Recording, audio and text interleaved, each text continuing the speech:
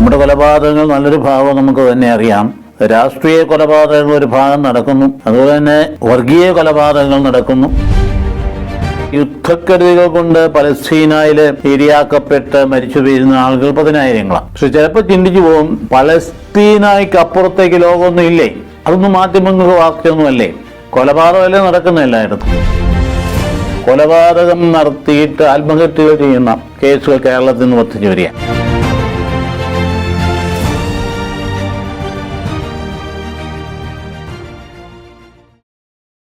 പ്രിയപ്പെട്ട സഹോദരി സഹോദരന്മാരെ, നമ്മുടെ ഇന്നത്തെ പരിചിന്തന വിഷയം ഒരു വധശ്രമമാണ്. ഉൽപ്പത്തി 22:1 തൊട്ട് അങ്ങ് തുടങ്ങാം. എന്ന് പറഞ്ഞാൽ ഇസ്ഹാക്കിനെ പിതാവായ അബ്രഹാം വധിക്കാൻ ശ്രമിക്കുന്നു എന്നുള്ളതാണ്. കൊലപാതകമാണ് കാര്യം. അന്നത്തെ പശ്ചാത്തലത്തിൽ, നരബലിയുടെ പശ്ചാത്തലത്തിലൊക്കെയാണ് ഇതൊക്കെ പറയുന്നതെങ്കിലും കൊലപാതകം തന്നെയാണ്. കൊലപാതകങ്ങൾ പല വിധത്തിലുണ്ടെന്ന് നമുക്കറിയാം. ഇവിടുത്തെ സംഗതി ഒരു പരീക്ഷണമാണ്. അതായത് തനിക്ക് ഏറ്റവും ഇഷ്ടം ദാനമാണോ അതോ ദാതാവിനെയാണോ? ഇതാണ് ചോദ്യം. നമുക്ക് ഒരുപാട് കാര്യങ്ങൾ നന്മ ചെയ്യുന്ന ആ നന്മയെ പ്രതിയാണോ ഞാൻ നന്മ ചെയ്യുന്ന ആളിനെ സ്നേഹിക്കുന്നത്, അതോ ആളിനുള്ള നിരുപാധികമായ സ്നേഹമാണോ? ദാനം നിർത്തുമ്പോൾ ആ സ്നേഹം വറ്റിപ്പോകുമോ? അപ്പം അതുകൊണ്ട് യഥാർത്ഥത്തിലുള്ള ഒരു പരീക്ഷണമാണത് മൗലികമായിട്ട് പറഞ്ഞാൽ. എങ്കിലും അത് കൊലപാതകം തന്നെയാണ്. കൊലപാതകങ്ങൾ എന്ന് പറയുമ്പോൾ നമ്മുടെ നാട് മുഴുവൻ ഇപ്പോൾ കൊലപാതകമാണല്ലോ. കുറ്റകൃത്യങ്ങളുടെ നാടായിട്ട് മാറി. ഒരു വലിയ ഇംഗ്ലീഷ് റൈറ്റർ, അദ്ദേഹത്തിൻ്റെ പേര് എമ്മ ഗോൾഡ്മാൻ എന്നൊരു മനുഷ്യൻ, ഇങ്ങനെ എഴുതി, ഓരോ സമൂഹത്തിനും അതിനെ അർഹിക്കുന്ന കുറ്റവാളികൾ ഉണ്ടായിരിക്കുമെന്ന്.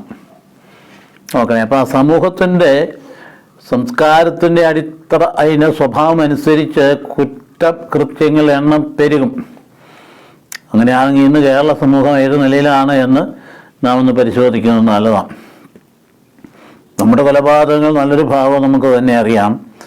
രാഷ്ട്രീയ കൊലപാതകങ്ങൾ ഒരു ഭാഗം നടക്കുന്നു, അതുപോലെ തന്നെ വർഗീയ കൊലപാതകങ്ങൾ നടക്കുന്നു. ഇതിനൊക്കെ ഉപരിയായിട്ട് ഇതൊക്കെ മനസാക്ഷിയിൽ അവർക്ക് ശരിയെന്ന് തോന്നുന്നത് കൊണ്ടായിരിക്കും അങ്ങനെ ചെയ്യുന്നത്. എന്നാൽ വൈകാരികമായിട്ട് ലൈംഗിക പീഡനത്തിനിരയാക്കി ഒരുപാട് പേരെ വധിക്കുന്നു. നമുക്കറിയാമല്ലോ, ജാമ്യത്തിലിറങ്ങിയ ആ പ്രതി 2 വയസ്സുള്ള നാടോടി പെൺകുട്ടിയെ തട്ടിക്കൊണ്ടുപോയ കാര്യമൊക്കെ നമ്മുടെ മനസ്സിൽ നിന്ന് മാറിപ്പോയിട്ടില്ല. 11 വയസ്സുകാരി അയിരൂരിൽ അത് തട്ടിക്കൊണ്ട് പോയിട്ട് കഴിഞ്ഞ് ആപ്പാടെ നിലവിളിച്ചപ്പം നിലവിളി കേട്ട് മുമ്പ് തന്നെ ചത്തുപോയി എന്ന് വിചാരിച്ചുകൊണ്ട് വലിയ കുഴിയിലേക്ക് തട്ടിയിട്ടിട്ട് കടന്നു കളഞ്ഞ പ്രതിയുടെ കാര്യമൊക്കെ നമുക്കറിയാം. അതൊക്കെ കുറച്ച് മാസങ്ങൾ മുമ്പ് നടന്നതെങ്കിലും ഈ അടുത്ത കാലത്ത് നടന്ന കാര്യങ്ങളൊക്കെ എടുത്തു പറഞ്ഞാൽ നമുക്കിവിടെ കൊണ്ടൊന്നും തീരെയില്ല.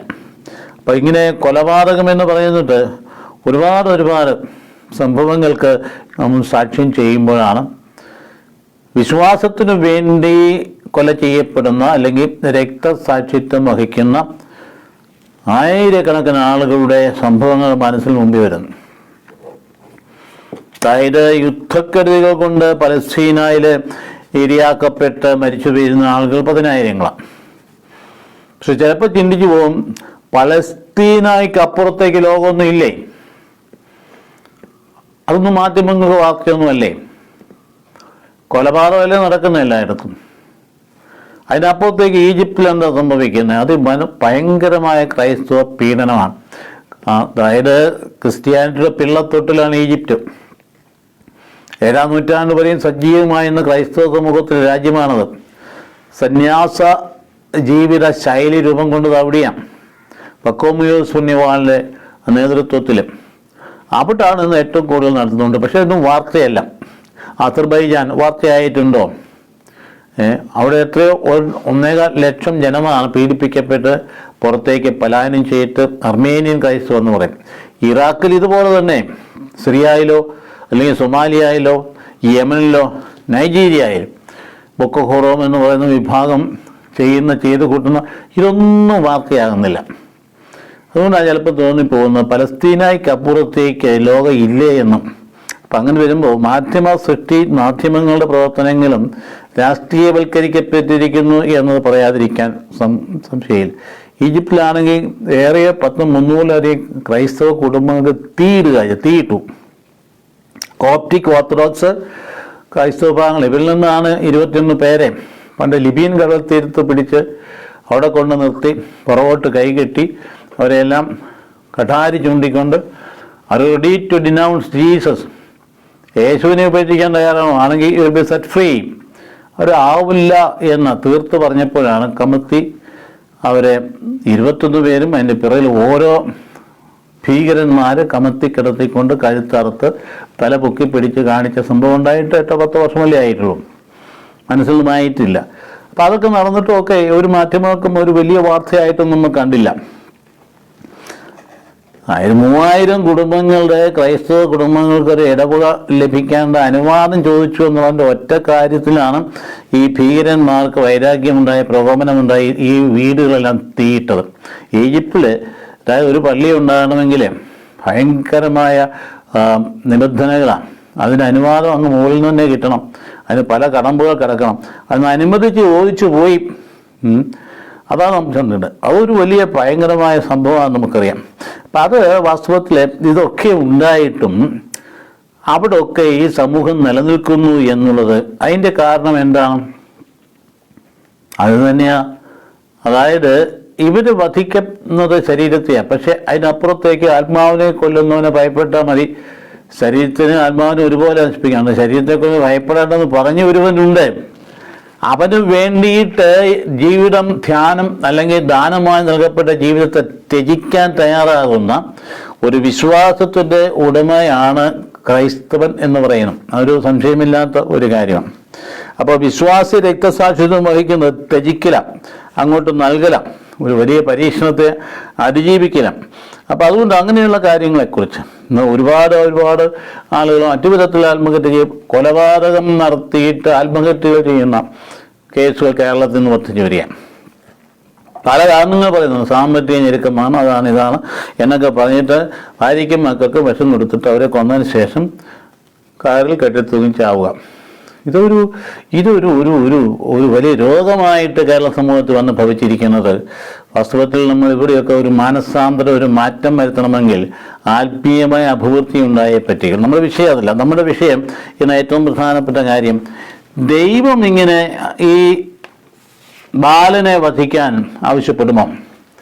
വാസ്തവത്തിൽ എന്തൊരു സംഭവമായത്, ഏബ്രഹാം എന്ന് പറയുന്ന വ്യക്തിയെ വിളിച്ചു വരുത്തി, ഞാൻ കാണിച്ചു തരുന്ന ദേശത്തേക്ക് നീ പോകണം, അവിടെ എല്ലാം നീ പോയി, നിനക്ക് ഞാൻ ആകാശ നക്ഷത്രങ്ങൾ പോലെ ഭൂമിയെ മണൽത്തരി പോലെയും മക്കളെ ജനിപ്പിക്കും, നിനക്ക് വാഗ്ദത്ത നാളെ ഞാൻ തരും എന്നൊക്കെ പറഞ്ഞിട്ട് ഉണ്ടായ ഒരു കുട്ടി, കാലഘട്ടങ്ങൾക്ക് ശേഷം ഉണ്ടായ ഒരു കുട്ടിയെ അതിൻ്റെ പ്രതീക്ഷയിൽ ഇങ്ങനെ ജീവിക്കുമ്പോഴാണ് ഇടിവെട്ട് പോലെ ഭയങ്കരമായ ഒരു ആത്മീയ ആന്തരിക നിർദ്ദേശം വരുന്നത്, നീ അവനെ ബലി കഴിക്കണം. ചോദ്യം തന്നെയാണ്, നീ ആരെയെ കൂടുതൽ സ്നേഹിക്കുന്നത്, എന്നെയാണോ അതോ ഞാൻ ദാനമായി നൽകിയ പുത്രനെയാണോ? ഇതാണ് ചോദ്യം. പക്ഷെ മാനുഷികമായിട്ട് അത് എങ്ങനെ ഉൾക്കൊള്ളാൻ പറ്റും? നമുക്ക് പല സാഹചര്യങ്ങളും ഇതുപോലെ തന്നെ അല്ലാത്ത വിധത്തിൽ നമുക്ക് അനുഭവപ്പെടുന്നുണ്ടല്ലോ. പെട്ടെന്ന് കുടുംബത്തിൽ എല്ലാ കാര്യങ്ങളും ഭംഗിയായി എല്ലാ വിധത്തിലും അനുഗ്രഹിക്കപ്പെട്ട് ഭൗതികമായിട്ടും ആത്മീയമായിട്ടും നിറവോടുകൂടി ജീവിച്ച് അങ്ങനെ ജീവിച്ചു പോകുന്ന സാഹചര്യത്തിലാണ് സർവ്വസമാധാനം നഷ്ടപ്പെടുത്തക്ക രീതിയിൽ ഒരു പയ്യനെ, മക്കളിൽ ഒരുവനെ പെട്ടെന്ന് ക്യാൻസർ രോഗിയാക്കി മാറ്റിയിട്ട് അയ്യോ ചിന്തിക്കാൻ പറ്റാത്ത വിധത്തിൽ നല്ല നിലയിലെത്തി വിവാഹം കഴിച്ച് ഭാര്യയുണ്ട്, ഒരു കുഞ്ഞുണ്ടായി കഴിഞ്ഞപ്പോൾ ആ പെട്ടെന്ന് ആ ഒരു ഇടിവെട്ടൽ പോലെ അനുഭവപ്പെടുകയല്ലേ. ക്യാൻസർ പിടിപെട്ട ആളെ പെട്ടെന്ന് 2 ആഴ്ച കഴിഞ്ഞ ഉടനെ മരിക്കുകയാണ്. നിങ്ങളുടെ സാഹചര്യം ഇവരെ ആശ്വസിപ്പിക്കാൻ എങ്ങനെ പറ്റുമെന്ന് നമ്മൾ ചിന്തിച്ച് കുഴഞ്ഞിട്ടുണ്ട്. അജപാലകർ ആശ്വസിപ്പിക്കാനായിട്ട് മനുഷ്യന് പറ്റില്ല. ആ സാന്നിധ്യത്തിൽ പോയി ഇരിക്കുക എന്നുള്ളതല്ലാതെ ആശ്വസിപ്പിക്കേണ്ടത് ദൈവമാണ്, അത് പിന്നീട് ഉണ്ടാകുന്നതാണ്. പക്ഷേ ആ നിമിഷത്തെ ഒന്ന് കടത്തി വിടണമെങ്കിൽ അകത്ത് ഒരു വിശ്വാസത്തിൻ്റെ തീവ്രത കത്തി നിന്നെങ്കിൽ അത്രയും ആശ്വാസമായി. അതില്ലാത്തിടത്ത് അതിഭയങ്കരമായ പൊട്ടിത്തെറിയും അർത്ഥത്തോട് ചേർന്ന് പോകുന്ന മാനസിക വിഭ്രാന്തികളും പിന്നെ എങ്ങോട്ടാ പോകുന്നു അറിയാൻ പോലെ ചിലപ്പോൾ ആത്മഹത്യകളൊക്കെ ഉണ്ടാകാനായിട്ട് ഇടയുണ്ട്. അപ്പം അതുകൊണ്ട് ഇങ്ങനെയുള്ള സംഭവങ്ങളാണ് വാസ്തവത്തിൽ. അത് വെച്ച് ഈ അനുഭവത്തൊക്കെ വിധേയമാകുന്നവരെ ഒരു പാഠം പഠിക്കാൻ വേണ്ടിയിട്ടാണ് വിശുദ്ധ ഗ്രന്ഥകാരൻ ഈ സംഭവം എടുത്തു വച്ചിരിക്കുന്നത്. ആരാണ് ഈ ആള്? എവിടുന്ന് സാറായിട്ട് പറഞ്ഞിട്ടൊന്നുമില്ല കൊണ്ടുപോയി. കൊച്ചിനെ ജനിപ്പിച്ച തള്ള വീട്ടിൽ ഇരിപ്പുണ്ട്, പറഞ്ഞിട്ടില്ല, പറഞ്ഞ സമ്മതിക്കില്ല.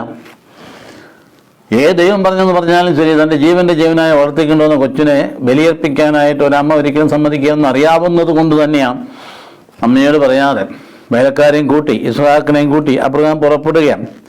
അപ്പോൾ ആ ശബ്ദം എന്താ? നിനക്ക് ജനിച്ച പുത്രൻ. അതുപോലെ തന്നെ എല്ലാം തികഞ്ഞു എന്ന് വിചാരിച്ചിരിക്കുമ്പോഴാണ്, അതായത് ബേർശെബയിൽ ഒരു കിണറിന് അവകാശം കിട്ടി എന്ന് പറഞ്ഞ് വാഗ്ദത്തം നൽകപ്പെട്ട ഭൂമിയിലെ അവകാശത്തിൻ്റെ സാക്ഷാത്കാരം ആരംഭിച്ചു കഴിഞ്ഞിരിക്കും. തന്നെയിലെ പ്രോബ്ലം ഉണ്ടായിരുന്ന സാഹചര്യം ഇസ്മായിലിനെയും അമ്മയും പറഞ്ഞയക്കുകയും ചെയ്തു. അപ്പം അങ്ങനെ ഒരു സാഹചര്യത്തിലാണ് സന്തതിയുടെ പ്രതീക്ഷയിൽ നിലനിൽക്കുമ്പോൾ ആ ഒറ്റ നിമിഷം കൊണ്ട് നീ സ്നേഹിക്കുന്ന നിന്റെ ഏക മകനെ എനിക്ക് ദഹനബലിയായിട്ട് അർപ്പിക്കാനായിട്ട് ആവശ്യപ്പെടുന്നു. നോക്കുക, പെട്ടെന്ന് തോന്നുന്നു എന്തൊരു ക്രൂരനാണ് ഈ ദൈവമെന്നും, എന്തൊരു ക്രൂരനാ. പക്ഷേ സംഭവത്തിന് ആഴങ്ങളിലേക്ക് കടക്കുമ്പോൾ നമുക്കറിയാൻ പോകുന്നത് ആ ദൈവത്തിൻ്റെ ഉദ്ദേശം എന്താണെന്നും. നിനക്ക് വെള്ളം നൽകിയത് ഞാനാം, നിനക്ക് പുത്രനെ നൽകിയത് ഞാനാം. പക്ഷേ അഗാധമായി ആത്യന്തികമായി നീ സ്നേഹിക്കുന്ന ആരെയാണ്? അത് എന്നെയാണോ അതോ ഞാൻ നൽകിയ ദാനത്തെയാണ്? ഇതാണ് ചോദ്യം. അവിടെ അബ്രഹാം വിജയിക്കുന്നതായിട്ടാണ്. ഈ കുട്ടിയെയും കൂട്ടിക്കൊണ്ട് മോറിയ മലയിലേക്ക്, മോറിയ എന്ന് പറയുന്നത് ജെറൂസലേം നഗരം, ഇന്നത്തെ ജെറൂസലേം നഗരത്തിൽ കാണുമ്പോൾ അന്ന് വലിയ മലയായിരുന്നിരിക്കും, ഇന്ന് വലിയ മലയായിട്ട് നമുക്ക് തോന്നുന്നില്ല. ജെറൂസലേമിൽ നിന്ന് ചെന്നാൽ കാണുന്ന ഡോം ഓഫ് ദ റോക്ക് ഇരിക്കുന്ന ആ സ്ഥലം തന്നെയാണ് ഈ മല അല്ലെങ്കിൽ ബലിയർപ്പിച്ച സ്ഥലം എന്ന് പറയുന്നത്. ഇന്നും ആ ഡോം ഓഫ് ദ റോക്കിനകത്ത് കയറി ചെന്ന ഈ പാറ അതേ പാറ തന്നെയാണ് എന്ന് പറയുന്ന വലിയൊരു പാറ അവിടെ കാണാൻ കഴിയുന്നുണ്ട്. അപ്പോൾ ഞാൻ കാണിച്ച ദേശത്തേക്കെന്ന് പറയും, ഞാൻ കാണിച്ചത് മല എന്ന് പറഞ്ഞാൽ പണ്ട് ഒരിക്കൽ പറഞ്ഞായിരുന്നു, നീ നിന്റെ ബന്ധുജനങ്ങളെയും പിതൃഗ്രഹത്തെയും വിട്ട് ഞാൻ കാണിച്ച ദേശത്തേക്ക് പോകണം, ദൈവപരിപാലനയാണ്. അതുപോലെ ഞാൻ കാണിച്ചെന്ന മലയിലേക്ക് പോകണം. അതിരാവിലെ എണീറ്റ് എന്ന് പറയുമ്പോൾ രാത്രിയിലായിരിക്കുമല്ലോ ഈ ഇൻസ്പിറേഷൻ ഉണ്ടായി. ദൈവം വിളിക്കുന്ന വിളി കേട്ടത് രാത്രിയിലായിരിക്കണം. 3 ദിവസത്തെ യാത്രയിൽ അവിടെ എത്തണ്ടേ. ഇപ്പോൾ വഴിക്ക് പോയപ്പോൾ ഇതെല്ലാം കയ്യിലുണ്ടല്ലോ. സാധാരണഗതി ഇതിനൊക്കെ ഓരോ കാര്യത്തിന് വീട്ടിൽ കുടുംബം ഇറങ്ങി പോകുമ്പം കൊണ്ടുപോകുന്ന സംഗതികളെക്കുറിച്ച് മക്കൾക്കൊക്കെ അറിയാം. എന്തിനാണ് പോകുന്നത്, എന്തെങ്കിലും മറന്നു പോയണമെങ്കിൽ മക്കൾ ഓടി അയ്യോ എടുക്കില്ല എന്ന് പറഞ്ഞുകൊണ്ട് എടുത്ത് ചിലപ്പം മൊബൈലായിരിക്കും, എടുത്തില്ലായിരിക്കും. ഇവിടെ ഈ കൊച്ചിനറിയാം അപ്പം നിരന്തരം ബലിയർപ്പിക്കുന്നതാണ്. അപ്പോൾ പോകുന്ന വഴിക്ക് ബലിയർപ്പിക്കുന്നതിന് വേണ്ടി അപ്പോൾ അവർ കുഞ്ഞാടിനെ കരുതിയിരിക്കും. ഇവിടെ ഇതൊന്നുമില്ല. അപ്പോൾ അപ്പം ചോദിക്കുക ദഹനബലിക്കുള്ള കുഞ്ഞാട് എവിടെയാ? അപ്പാന്ന് വിളിച്ചപ്പോൾ എന്നാ മോനെ എന്ന് മറുപടി കേട്ടു. അപ്പം മറുപടി പറഞ്ഞ ഇതാണ്, ദൈവം തരും. യാവെ ഐരെ എന്ന പദം ഉപയോഗിച്ചു. മോറിയ മലയുടെ മോറിയ എന്ന വാക്കിൻ്റെ വകഭേദം തന്നെയാണ്. യാവെ ഐരെ, ദൈവം തരും.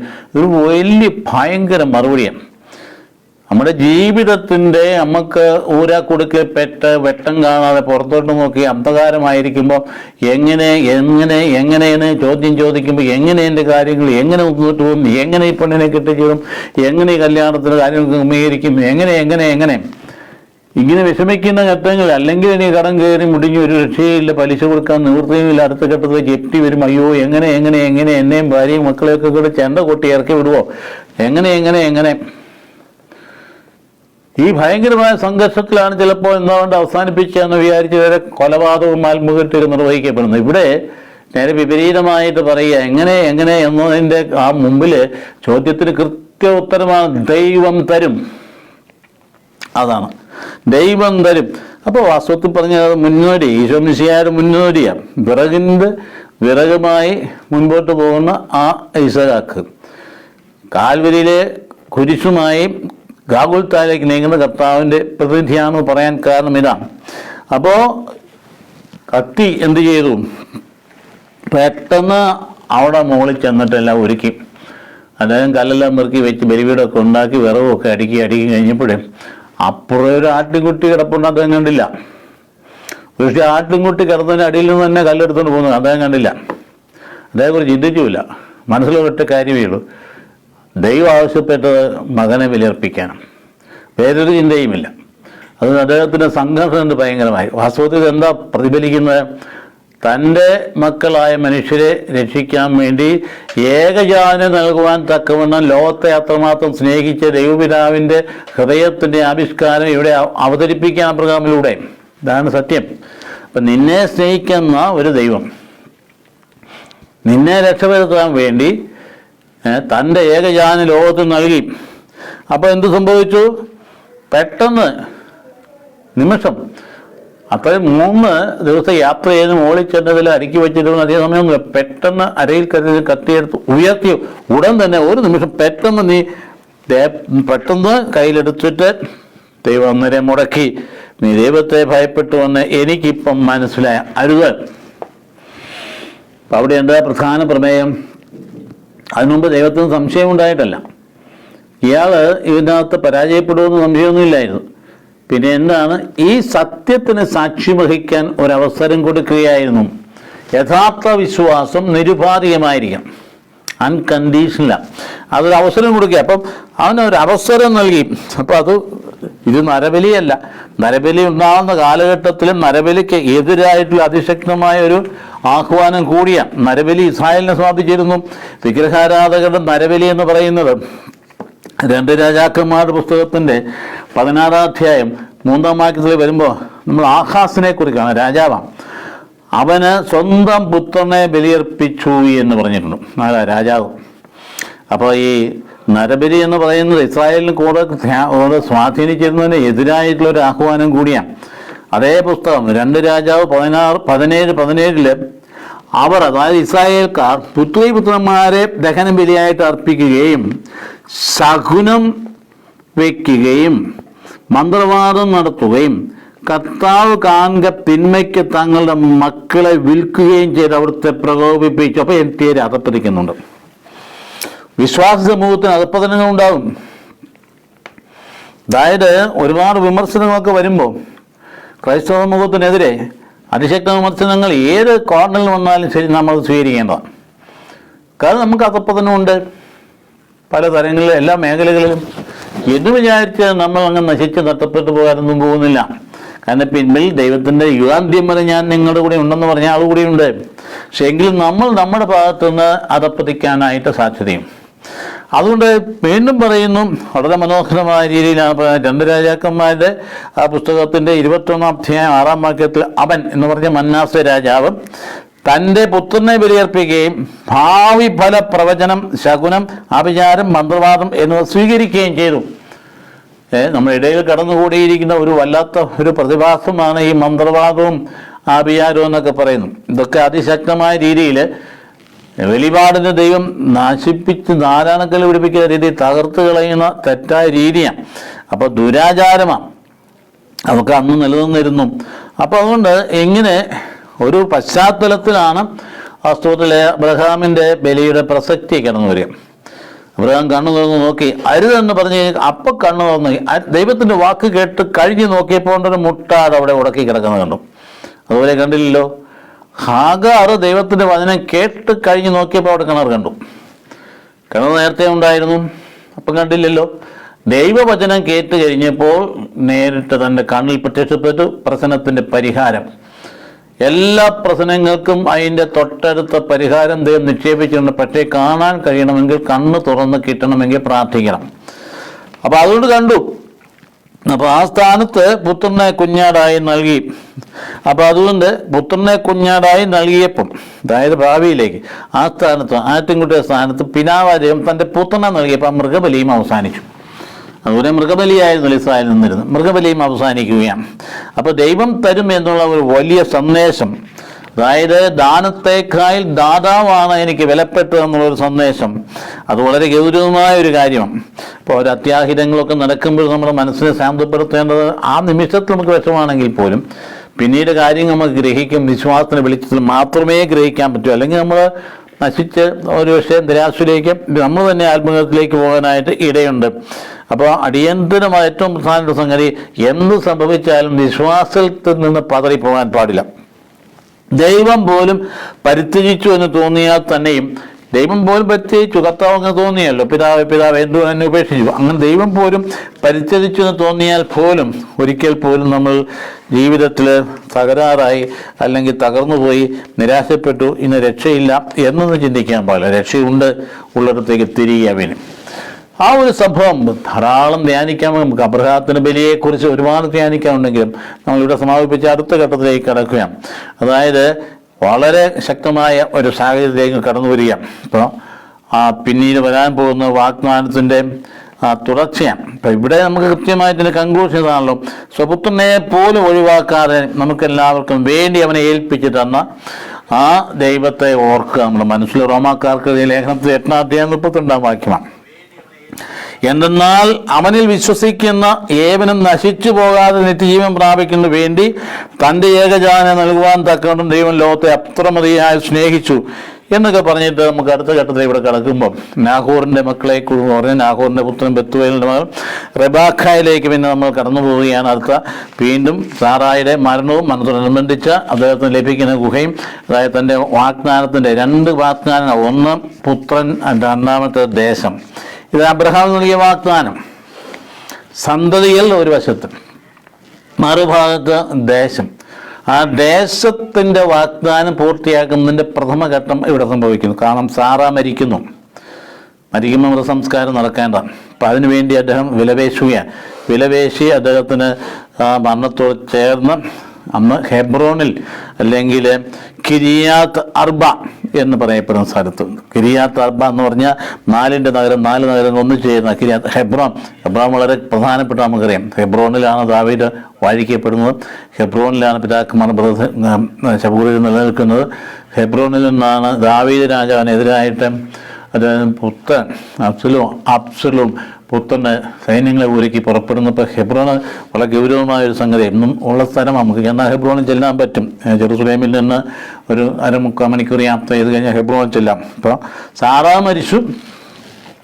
അത് കഴിഞ്ഞപ്പോൾ മരണത്തേക്ക് വിലപിച്ചു. ഈ വിലാപം ഓൾഡ് ടെസ്റ്റ്മെൻറ്റിൽ ഒരു വലിയ കാര്യമാണ്. ഇതിനാണ് മരിച്ച ആളിനുള്ള ആദരവ്. അതുകൊണ്ട് പ്രത്യേക ഇന്നുണ്ടല്ലോ നമ്മൾ ആ പ്രധാനപ്പെട്ട വ്യക്തികൾ മരിക്കുമ്പോൾ രാജ്യം മുഴുവൻ വിലപിക്കണം. അല്ലെങ്കിൽ അതിൻ്റെ ഒരു ദുഃഖാചരണമായിട്ട് ചിലപ്പം വലിയ ആൾക്കാർ, പ്രധാനമന്ത്രി അല്ലെങ്കിൽ ഒക്കെ മരിക്കുന്ന അവസരത്തിൽ ഒരു പക്ഷേ 2-3 ദിവസമൊക്കെ നമ്മൾക്ക് അവധിയായിട്ട് പ്രഖ്യാപിക്കാറുണ്ട്.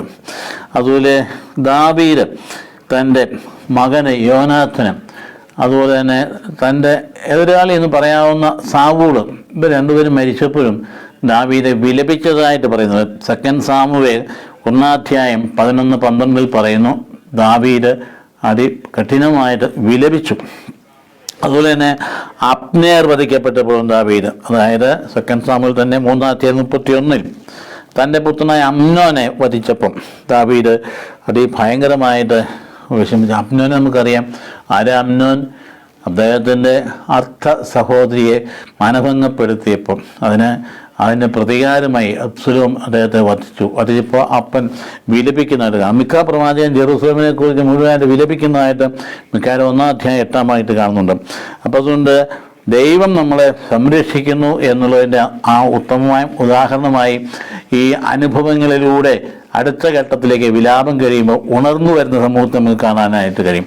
അപ്പം അദ്ദേഹത്തിന് വിലാപമൊക്കെ കഴിഞ്ഞു. വിലാപത്തോട് ചേർന്നാണ് അദ്ദേഹം കണ്ടെത്തുന്നത് എഫ്രോൻ എന്ന് പറയുന്ന ഒരു വ്യക്തിയിൽ നിന്ന് അദ്ദേഹത്തിൻ്റെ പറമ്പ് വാങ്ങിക്കുകയാണ്. ഗുഹ മാത്രം മതിയായിരുന്നു. പക്ഷേ അന്നത്തെ കാലത്ത് ആ ഗുഹ ഉൾപ്പെടുന്ന പറമ്പ് മുഴുവൻ അദ്ദേഹത്തിന് കൊടുത്തു. 400 ഷെക്കൽ. ഇപ്പം അന്നത്തെ കാലത്ത് കരമടയ്ക്കണം. അപ്പോൾ അതുകൊണ്ട് ഗുഹ മാത്രം വാങ്ങിച്ചാൽ കര അടയ്ക്കേണ്ട ആവശ്യമുണ്ടാവില്ല. അതുകൊണ്ട് ഇത് വിറ്റിയാണ് നിർബന്ധം. ഈ കര അടയ്ക്കാനുള്ള ബാധ്യത വാങ്ങിക്കുന്ന വഴിയിൽ വെക്കണം. അപ്പോൾ ആ വിധത്തിലാണ് അബ്രഹാം ആ സ്ഥലം മുഴുവൻ വാങ്ങിക്കാൻ ഇടയായി. 400 ഷെക്കൽ കൊടുത്താണ്. വാസ്തവത്തിൽ അത് കൂടിയ വിലയാണ്. ഭാവിയിൽ ദാവീദ് രാജാവ് അറുവേന എന്ന വ്യക്തിയിൽ നിന്നും 50 ഷെക്കൽ കൊടുത്താണ് ജെറുസലേം നഗരം വിലയ്ക്ക് വാങ്ങിയത് പിന്നീട്.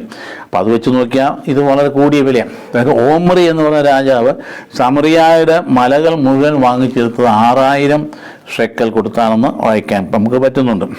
അപ്പോൾ ഇവിടെ വളരെ മക്പേലായിലെ ഗുഹയിൽ സാറ സംസ്കരിക്കപ്പെട്ടു. ഇപ്പം നമ്മൾ അവിടെ ചെന്നാൽ കാണുക അവിടെ സംസ്കരിക്കപ്പെട്ടു ആരൊക്കെയാണ്? അബ്രഹാം അവിടെ തന്നെ സംസ്കരിക്കപ്പെട്ടു, ഇസ്ഹാക്ക് സംസ്കരിക്കപ്പെട്ടു, റബേക്ക സംസ്കരിക്കപ്പെട്ടു, ലേയായും സംസ്കരിക്കപ്പെട്ടു, യാക്കോബും അവിടെ തന്നെ. ഇപ്പം ഇത്രയും പിതാക്കന്മാരുടെ അല്ലെങ്കിൽ പൂർവികരുടെ കബറിടങ്ങൾ ഇപ്പോൾ നമുക്ക് അവിടെ ചെന്നാൽ കാണാൻ പറ്റും. ഹെബ്രോണിൽ ചെന്നാൽ കാണാനായിട്ട് സാധിക്കും. അതുകൊണ്ട് മരണം കൊണ്ട് ജീവിതം അവസാനിക്കുന്നില്ല എന്നതിൻ്റെ അന്ന് തൊട്ടേയുള്ള ഒരു സംഗതിയാണ് മരിച്ചവരുടെ ആദരവ്. അതും ഇന്നും നമ്മുടെ സമൂഹത്തിൽ നിലനിൽക്കുന്നുണ്ട്. മൃതശരീരത്തെ അപമാനിച്ചാൽ അത് കഠിനമായ തെറ്റാണ്, ശിക്ഷയാണ് എന്ന് പറയുന്ന ആ ഒരു രീതി നമ്മുടെ ഇടയിൽ ഉണ്ട്. നമ്മൾ അടുത്ത ഘട്ടത്തിലേക്ക് കിടക്കുമ്പോൾ ദൈവം നൽകിയ വാഗ്ദാനം തുറന്നുകൊണ്ട് പോകാൻ വേണ്ടി അബ്രഹാം കഴിഞ്ഞ ഇസ്ഹാക്കോട് തുറന്നു. അതുകൊണ്ട് ഇസ്ഹാക്കിനെ ഒരു ഭാര്യയെ കണ്ടെത്തുന്ന വഴി പ്രായമായ അബ്രഹാം തൻ്റെ വേലക്കാരനായ എലയാസർ എന്ന ആളിനെ അടുത്ത് വിളിച്ച് ഇരുത്തിയിട്ട് അദ്ദേഹത്തിൻ്റെ തുടയുടെ കീഴെ കൈവച്ചിട്ട് പ്രതിജ്ഞ എടുപ്പിക്കും. വളരെ ഗൗരവമായ കാര്യങ്ങൾക്ക് അങ്ങനെ ചെയ്യും. തുടയുടെ കീഴെ കൈവയ്ക്കുക അങ്ങനെ ജനനേന്ദ്രിയത്തെ തൊട്ട് അവിടെ വെച്ച് പ്രതിജ്ഞ എടുപ്പിക്കുന്നു എന്നുള്ളത് അതിൻ്റെ അർത്ഥം. വളരെ അന്നത്തെ കാലഘട്ടത്തിൽ അതിശക്തമായ ഒരു പ്രതിജ്ഞയാണ്, അതാണ് നടക്കുന്ന കാര്യം.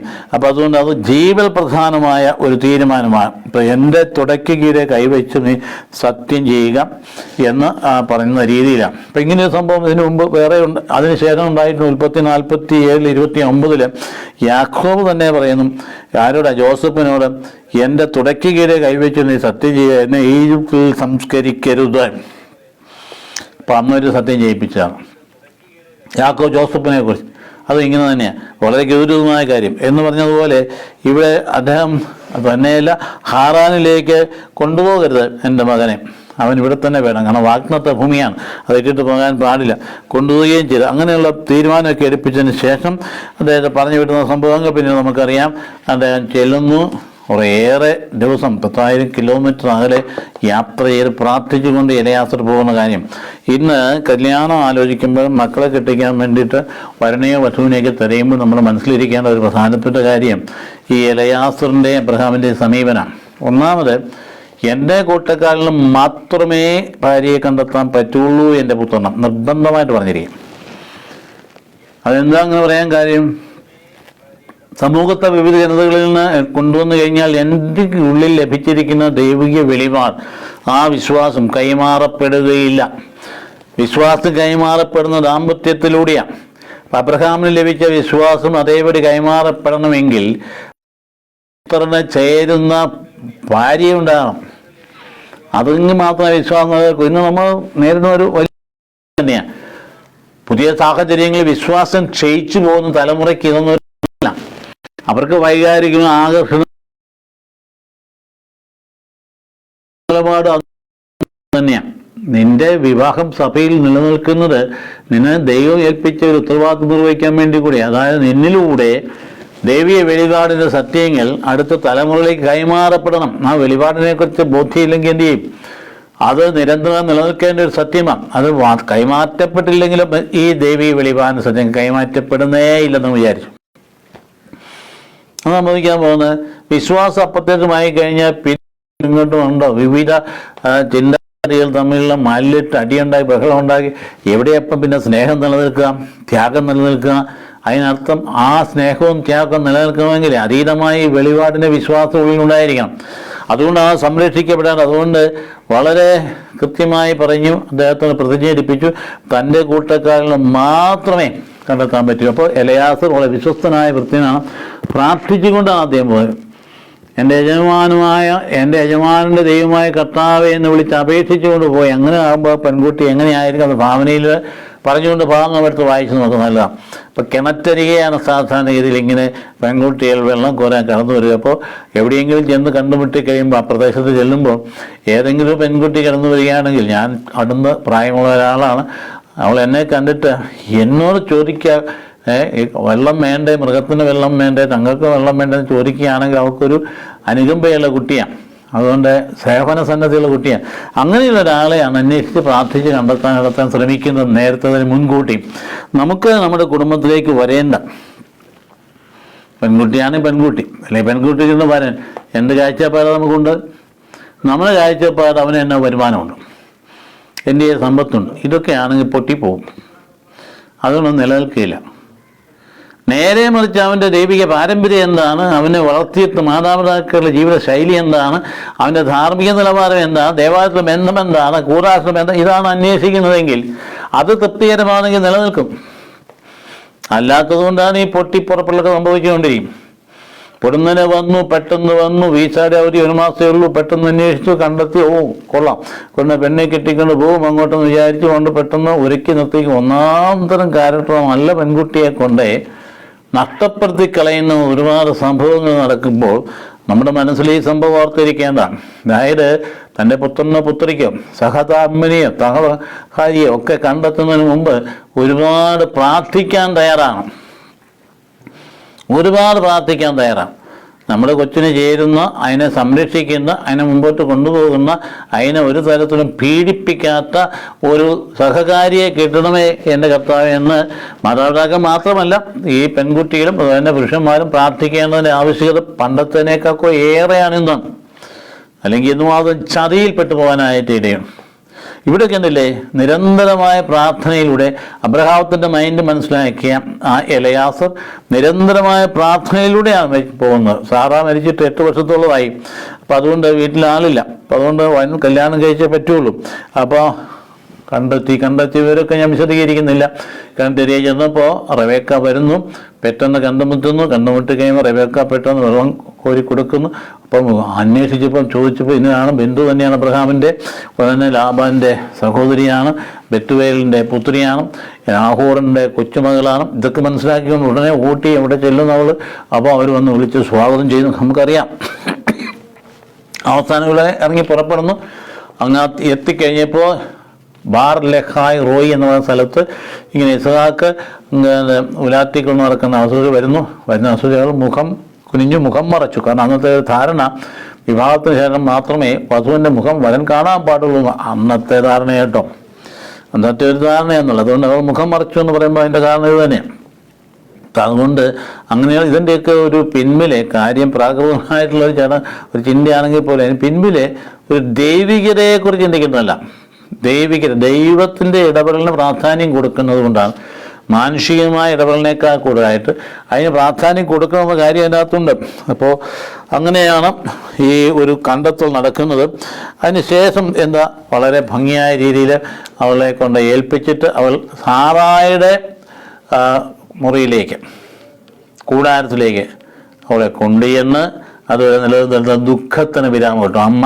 അപ്രത്യക്ഷ അമ്മ ഇല്ലാത്ത ദുഃഖത്തിന് വിരാമം കിട്ടും. അപ്പോഴത്തേക്ക് അപ്പം മരിച്ചു പോയിരുന്നു. അപ്പം അങ്ങനെ ആ വാഗ്ദത്തം തുറന്നുകൊണ്ട് പോകാം. ജീവിതത്തിൻ്റെ തികവിലാണ് അബ്രഹാം മരിക്കുന്നത്. അതായത് അദ്ദേഹത്തിന് വിളി കിട്ടതിന് ശേഷം 100 വർഷം കഴിഞ്ഞ് കൃപയുടെയും അനുഗ്രഹത്തിൻ്റെയും അമൃത സംസ്കാരത്തിന് ഇസ്മായേലും കൂടി പങ്കെടുത്തു എന്ന് അവിടെ പറയുന്നു.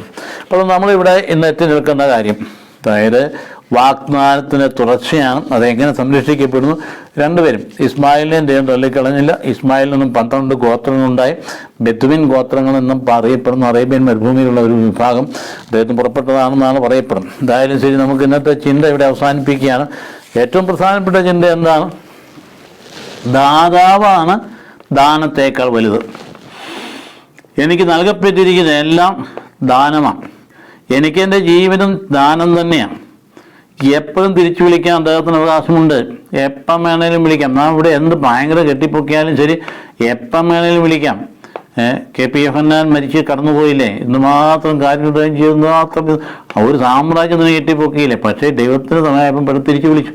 അപ്പോൾ എനിക്ക് എൻ്റെ ജീവൻ ദൈവത്തിൻ്റെ ദാനമാണെന്നുള്ള ബോധ്യം ഉണ്ടായിരിക്കണം. ഇതുപോലെ തന്നെ എനിക്ക് നൽകപ്പെട്ടിരിക്കുന്ന മക്കളും മക്കളുടെ ജീവനും ദൈവത്തിൻ്റെ ദാനം തന്നെയാണ്. മറ്റെന്ത് കാണുക? അപ്പം ആ ദാനം കണ്ടുകൊണ്ട് ആ ദാനത്തിൽ മാത്രം അഭിരമിച്ച് ജീവിക്കുന്ന ജീവിതത്തിന് പ്രസക്തിയില്ല, ലക്ഷ്യബോധമില്ല. പക്ഷേ ഇത് നൽകിയ ഒരാളുണ്ട്, അതാണ് എൻ്റെ ദൈവം, ജീവൻ്റെ ജീവനായ എൻ്റെ ദൈവം, എൻ്റെ ആത്മാവിൻ്റെ മണവാള എൻ്റെ ദൈവം, എൻ്റെ പ്രകാശമായ എൻ്റെ ദൈവം, എൻ്റെ ജീവിതത്തിൻ്റെ ശക്തിയായ എൻ്റെ ദൈവം, എന്നെ വഴി നടത്തുന്ന എൻ്റെ ദൈവം, എന്നെ എല്ലാ തലങ്ങളിലും സംരക്ഷിക്കുന്ന ദൈവം, എപ്പോഴും എൻ്റെ കൂടെയുള്ള ദൈവം. നീ എതിരേ പോയാലും ഞാൻ നിൻ്റെ കൂടെയുള്ളൂ. സമുദ്രത്തിൻ്റെ ആഴങ്ങളിൽ പോയാലുമുണ്ട്, നദിയുടെ ഓളങ്ങളിൽ പോയാലുമുണ്ട്, അഗ്നിയുടെ താളങ്ങളിൽ പോയാലുമുണ്ട്, ഞാൻ എപ്പോഴും നിൻ്റെ കൂടെയുണ്ട്. ഞാൻ നിന്നെ സ്നേഹിക്കുന്നു. പെറ്റമ്മ തൻ്റെ കുഞ്ഞിനെ മറന്നാലും ശരി, ഞാൻ നിന്നെ മറക്കുകയില്ല. എൻ്റെ കയ്യിൽ നിൻ്റെ രേഖകളുണ്ട്, നിന്നെ എപ്പോഴും ഞാൻ സംരക്ഷിക്കും എന്ന് പറയുന്നു. ഒരിക്കലും ഞാൻ ഉപേക്ഷിക്കുകയില്ല. മലകൾ മാറിപ്പോയേക്കാം, പർവ്വതങ്ങൾ നീങ്ങിപ്പോയേക്കാം, നിന്നോടുള്ള എൻ്റെ അചഞ്ചലമായ സ്നേഹം ഒരിക്കലും നീങ്ങിപ്പോയില്ല എന്ന് പറയുന്ന ആ ദാതാവിനെ എല്ലാത്തിനും ഉപരിയായിട്ട് സ്നേഹിക്കണം എന്നുള്ള ഏറ്റവും ശക്തമായ സന്ദേശം നമുക്ക് നൽകപ്പെടും. ഒപ്പം തന്നെ നിനക്ക് നൽകപ്പെട്ടിരിക്കുന്ന ആ വിശ്വാസം വളരെ വിലപിടിപ്പുള്ള സംഗതിയാണ്. അത് നിന്റെ മക്കളുടെ ദാമ്പത്യത്തിലൂടെ കൈമാറപ്പെടുന്നത്. അതിനാവശ്യമായ പരിശീലനം മക്കൾക്ക് കൊടുക്കണം. ആ വഴിയെ തന്നെ അവർ പോയി കഴിഞ്ഞാൽ നിനക്ക് ഐശ്വര്യമുള്ള മക്കളുണ്ടാകും, സമാധാനത്തിൽ ജീവിക്കാനും പറ്റും. അപ്പം നിനക്ക് ജീവിത തികവിൽ തമ്പുരാനിലേക്ക് കടന്നു പോകാൻ പറ്റും. ദൈവം അനുഗ്രഹിക്കട്ടെ. കർത്താവ് ഈശോ മിശിഹായുടെ കൃപയും പിതാവായ ദൈവത്തിൻ്റെ സ്നേഹവും പരിശുദ്ധാത്മാവിന്റെ സഹവാസവും നമ്മുടെ അറിവുണ്ടായിരിക്കട്ടെ, ഇപ്പോഴും എപ്പോഴും എന്നേക്കും. ആമേൻ.